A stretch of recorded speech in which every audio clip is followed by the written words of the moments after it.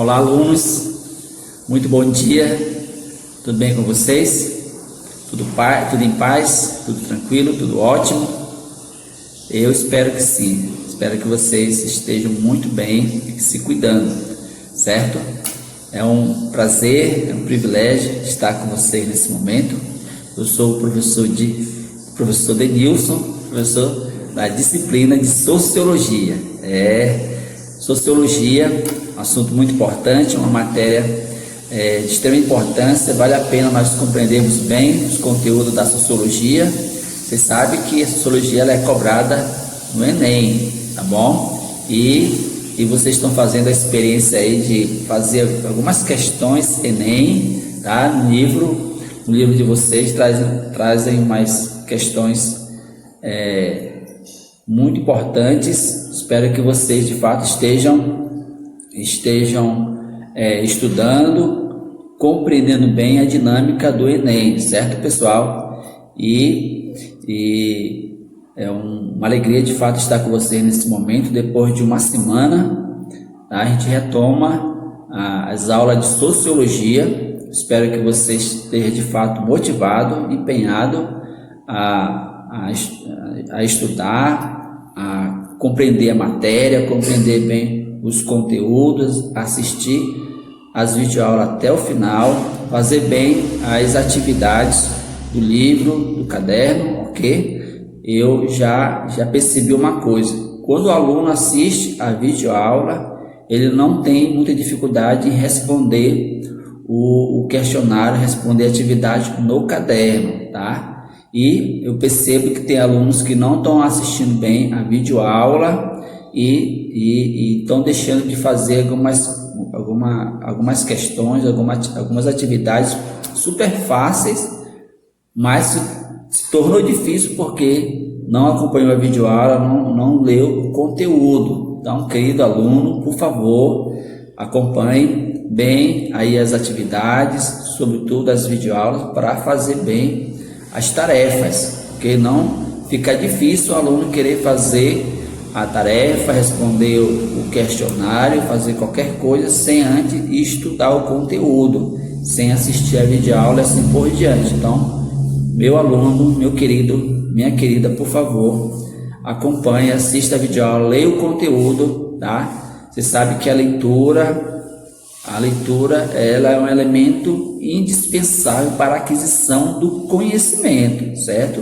Lembra que você está adquirindo o conhecimento, não é só estudar por estudar sem conhecer, sem compreender o assunto, sem compreender a matéria, sem de fato adquirir o conhecimento daquele assunto, daquela disciplina e assim por diante, certo? Então, motivação para você, empenho, coragem, dedicação, que tenho certeza que você vai conseguir, tá? Então, pegue o seu material de estudo, separe o seu material de estudo, se organize e vamos para essa aula. Vocês sabem que vocês vão ter um momento para interagir com o professor, de fazer perguntas, tá bom? E isso é muito importante. Eu, particularmente, fico muito feliz quando o aluno interage comigo, que não só de fazer pergunta, mas expresse sua opinião, expresse seu pensamento. Isso é de extrema importância, ok? Então, foco nessa aula e vamos lá. Acompanhe aí o nosso assunto, participação política. Alunos, vocês vão acompanhar esse assunto aí no livro de vocês, página 28, certo? Acompanhe aí com atenção essa aula e também essa revisão que a gente sempre faz, né? Revisão da aula anterior, certo?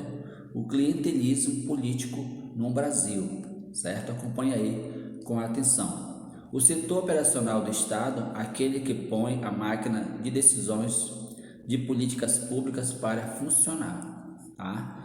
Então, tá aí o setor operacional que realmente faz as coisas acontecer no âmbito da política, que nós chamamos de corpo de administração pública, certo? A administração pública, ela é responsável pelo dia a dia do Estado, tá? Como se fala Estado aqui, você sabe muito bem, está falando de país, de nação. Isso envolve desde os professores das universidades federais até integrantes da Polícia Federal. Esse corpo de funcionários segue uma carreira pública estável, tá? São aqueles funcionários, aqueles servidores públicos que fizeram concurso público e passaram e ter uma carreira pública de fato estável, segura, tá? Não corre o risco de ficar desempregado, tá? É um desejo de muita gente ser funcionário público, tá? Porque do ponto de vista financeiro, muito bom o salário e também é uma carreira estável, a pessoa não corre o risco realmente de ficar desempregado. Então, é o sonho, o desejo de muita gente passar no concurso público e ser funcionário do governo, certo? Mas há outra parte que ocupa o Estado e põe o governo em ação. Há duas questões a considerar a respeito desse grupo, tá? Então, você já percebe aí, já viram que não é só o funcionário que fez concurso que presta serviço para o governo. Tem outros grupos, mesmo sem fazer concurso, mesmo sem passar em concurso público, também presta serviço para o governo, certo? E é isso que nós vamos ver agora, dois itens importantes. Os governos eleitos precisam de assessores afinados com os propósitos de seu partido, com valores ideológicos. Assim, o governo leva consigo um número muito grande de assistentes políticos, certo? Você conhece muito bem, um político ganha, o governo ganha e vai chamar para trabalhar consigo, para prestar serviço aquelas pessoas que apoiaram na eleição, os assessores, pessoal de outro partido político, mas que o apoiou, pessoas com a mesmos valores ideológicos, com as mesmas ideias e assim por diante. Então, o governo chama essas pessoas que talvez que ele gosta, parentes, amigos, pessoas de fato que ajudaram ele na campanha, ajudaram ele a se eleger e agora, de uma forma de recompensa, né, ele chama esse povo para trabalhar, para fazer grupo, para fazer parte do seu grupo e assim essas pessoas que são chamadas vão prestar serviço dessa forma para o governo, certo? Os governos utilizam os cargos chamados de livre nomeação, certo? Nomeiam cabos eleitorais, funcionários de seu partido, líderes políticos, aliados a ele, mas que não se elegeram, tá? etc. Esse é fenômeno do clientelismo. Então, tá aí o que de fato é o clientelismo. E essa questão de nomeação livre é quando o governo escolhe, nomeia, né, uma pessoa para exercer uma função importante no seu governo, uma secretaria. Geralmente essas pessoas são nomeadas, são chamadas para prestar um serviço numa secretaria que se chama cargo de confiança, certo? Isso é muito importante a gente entender bem essa questão. Que alunos? Participação política.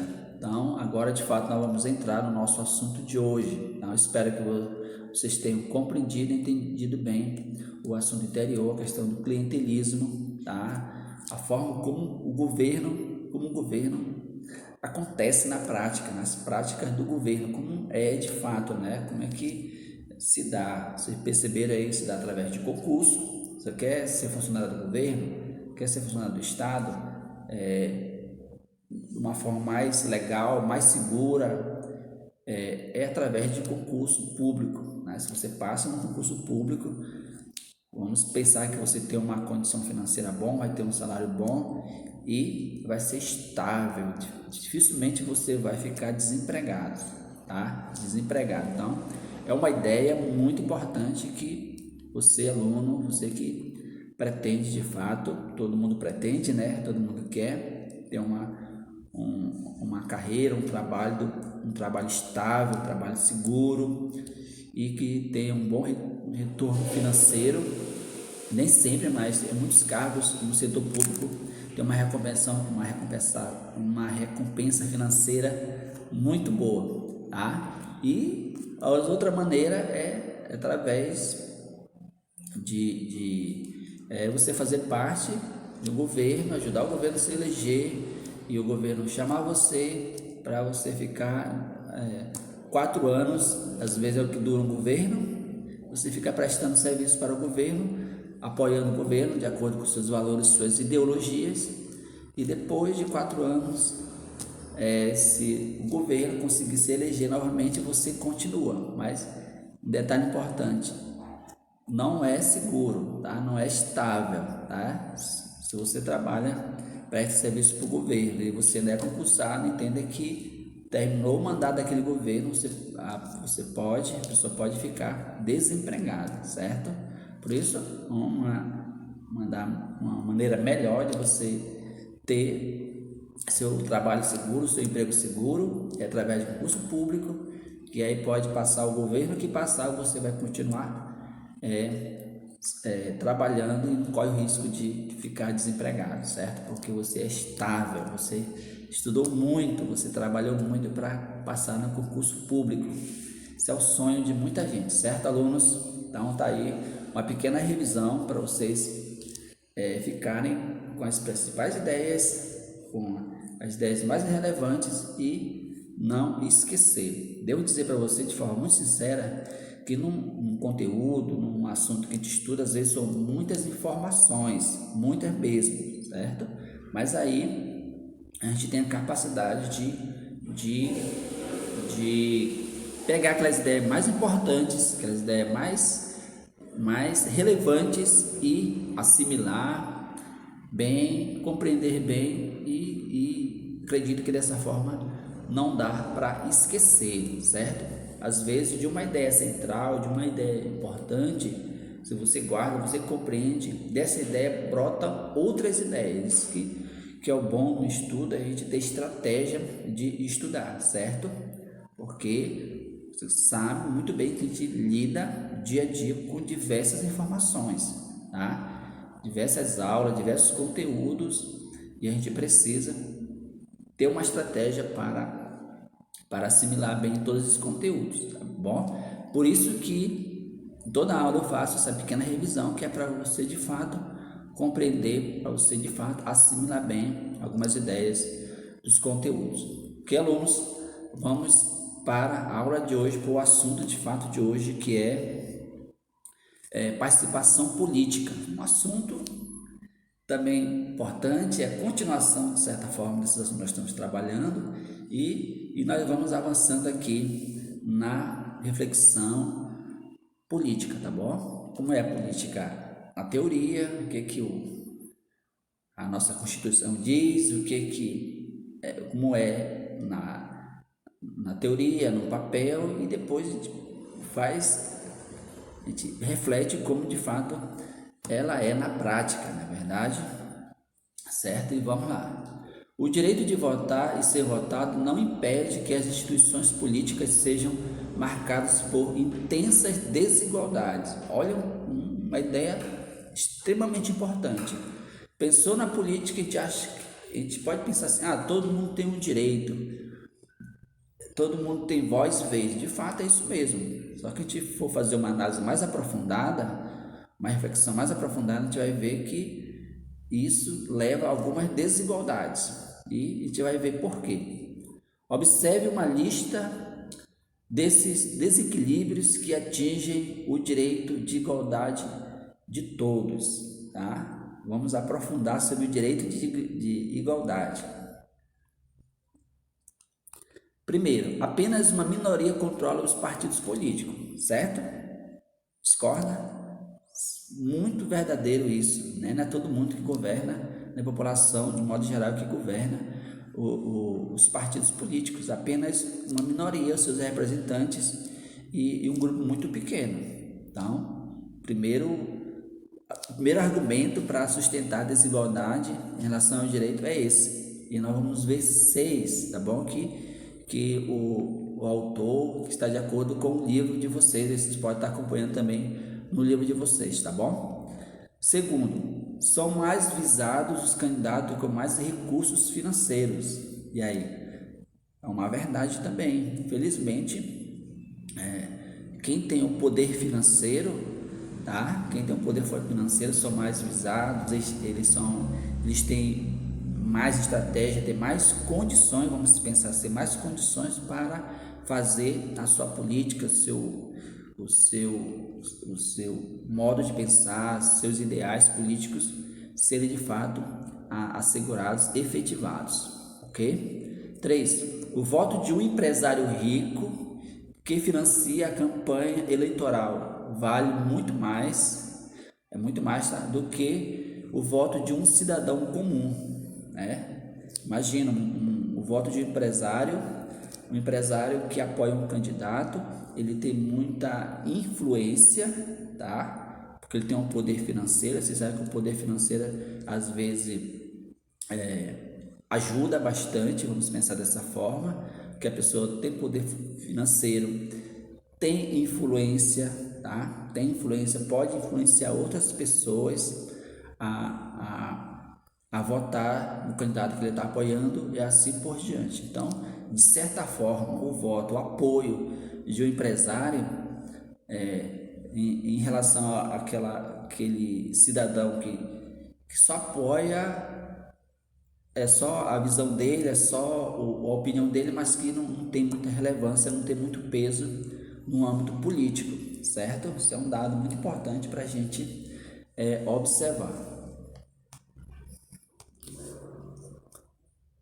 Irresponsabilidade política dos políticos profissionais, tá bom?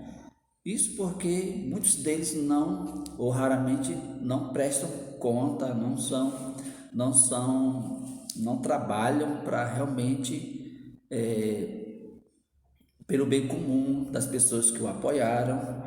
E como a gente bem sabe, quando chega lá, quando tem o poder em mãos, quando está no poder, esquece até das promessas que fez, esquece do povo, esquece do bem comum, esquece da coletividade. A pessoa só vai trabalhar em prol dos seus interesses, que na prática muitas vezes é isso que acontece, não é verdade?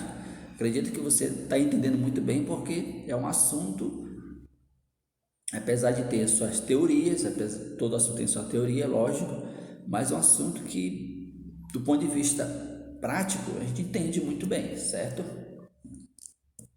Leitor desprovido de recursos, de todos os recursos já discutidos, tem bem menos condições de tomar a melhor decisão. Vocês já viram falar no analfabeto político, né? Então, felizmente, é isso. O eleitor, a pessoa, o cidadão que tem direito de votar, muitas vezes não sabe nem o que é o voto, não sabe nem por que ele está votando, tá?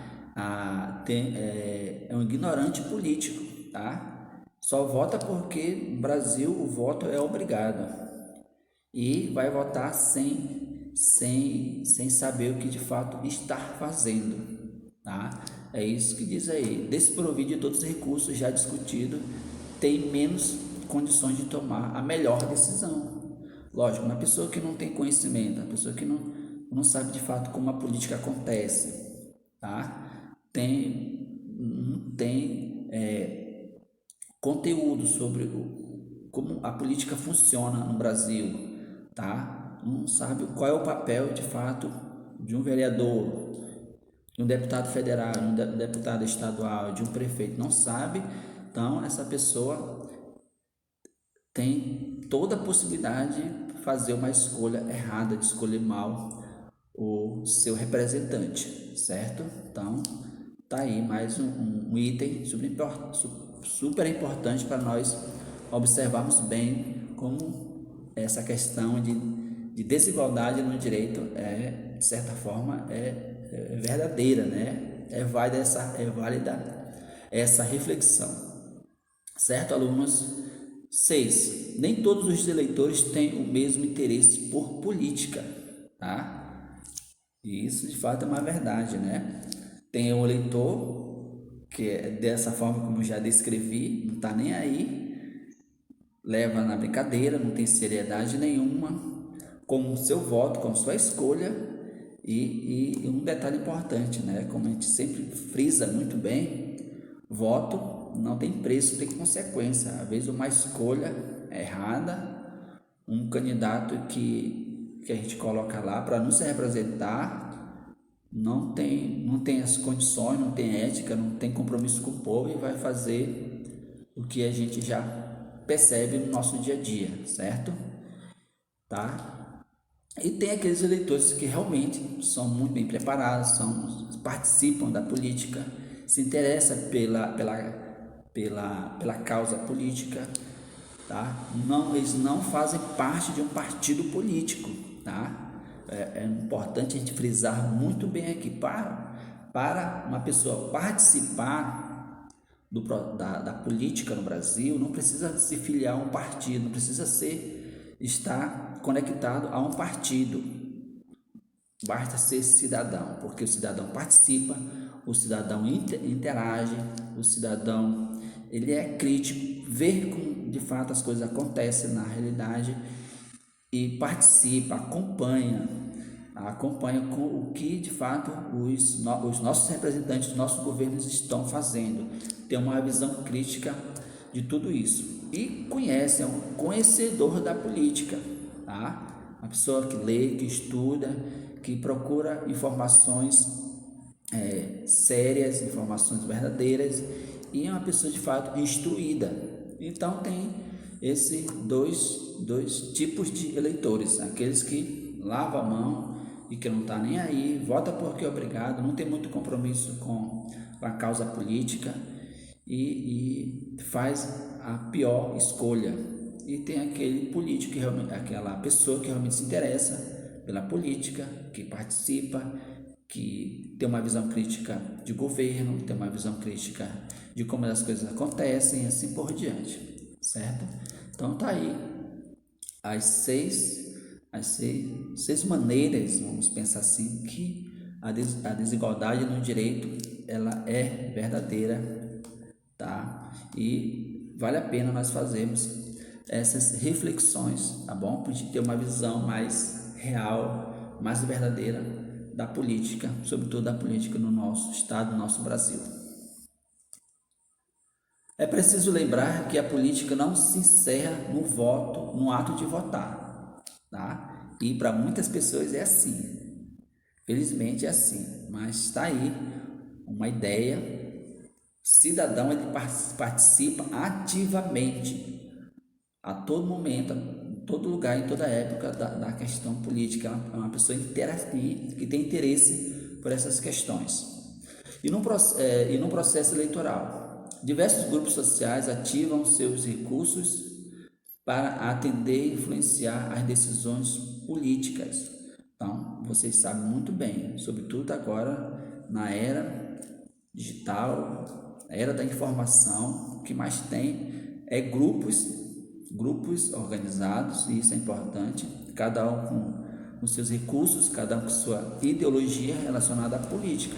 Cabe você, cabe o cidadão fazer uma análise de tudo isso, uma análise crítica, saber a que grupo, os grupos se são de fato verdadeiros, têm boas intenções, estão visando o bem comum. E você sabe que esses grupos organizados têm uma grande influência até de decisão mesmo em relação ao indivíduo, tá? Nesse momento, todas as desigualdades se traduzem de forma bastante intensa em desigualdade política. É aquilo que a gente já falou, né? A pessoa tem condições, tanto financeira, intelectual, cultural, tem condições de influenciar muita gente mesmo. Acredito que você pode influenciar os seus irmãos mais novos, aquelas pessoas que estão mais, digamos assim, mais desprovidas de certo conhecimento. Você tem o poder de influenciar, tá? Através do argumento, através das suas ideias. Mesmo assim, são alguns apoiadores políticos, né? Pessoa que tem um intelectual, tem uma cultura de conhecimento muito grande e tem também, sobretudo, o poder financeiro. Você sabe muito bem que o poder financeiro ele é muito importante, tá? Para poder influenciar grupos, influenciar pessoas e assim fazer com que suas ideias, os seus valores sejam melhor aceitos pela população. Então é assim, vamos avançando. Dessa maneira, o regime político democrático concede poder principalmente aos grupos minoritários que controlam os importantes recursos sociais. Olha só. Nesse sentido, como sugere o cientista político Caroli, não basta, isso aqui é super importante, gente, toda essa ideia aí, toda essa ideia que a gente está discutindo, toda essa reflexão, ela vai sintetizar na seguinte frase: não basta democratizar as estruturas de poder, é preciso democratizar a sociedade como um todo, certo? É um ideal, uma coisa difícil, porque numa sociedade plural, vamos pensar o Brasil, uma sociedade plural, diversificada, tá? Desigual, sobretudo desigual, certo? É muito difícil democratizar, fazer as pessoas ter o mesmo nível cultural, o mesmo nível de conhecimento em relação à política. Tá? Isso é difícil, mas o que ele diz, de fato, é verdade, tá? Fazer com que todo cidadão, todas as pessoas tenham uma formação política verdadeira, como de fato acontece, vendo a teoria, vendo os manuais que dão uma melhor visão de como deve ser a política, como deve ser a democracia, fazer essa